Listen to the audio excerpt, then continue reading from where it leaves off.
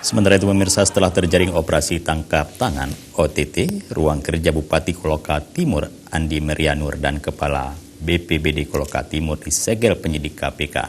Meski demikian, aktivitas perkantoran Sekretariat Daerah Kolaka Timur masih tetap berjalan normal seperti biasa.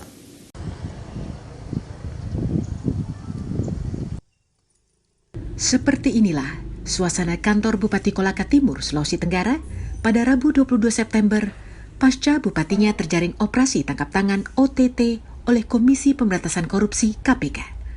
Sejumlah ruangan disegel KPK, di antaranya ruang kerja Bupati, ruang Kepala BPBD Kolaka Timur, serta ruang unit layanan pengadaan Kabupaten Kolaka Timur. Meski demikian, aktivitas perkantoran Sekretariat Daerah Setda Kolaka Timur masih tetap berjalan normal, dan para ASN pun bekerja seperti biasa.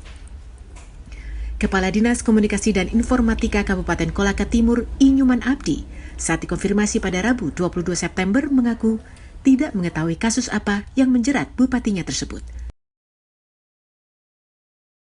SKPD lain rata-rata aktivitasnya normal-normal dan berkantor seperti biasa, tidak ada pengaruh dari informasi yang ada itu.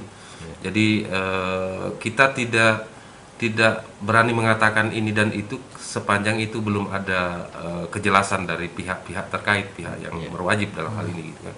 Normal. Kami berkantor dari pagi, saya sendiri di Kominfo menjalankan tugas.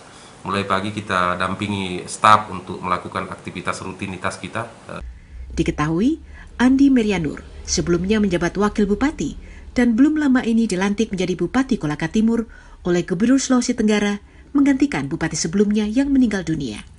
Ia dilantik pada tanggal 14 Juni 2021 di rumah jabatan Gubernur Sulawesi Tenggara. Dari Kolaka Timur, Sulawesi Tenggara, Saharudin, Kantor Berita Antara, mewartakan.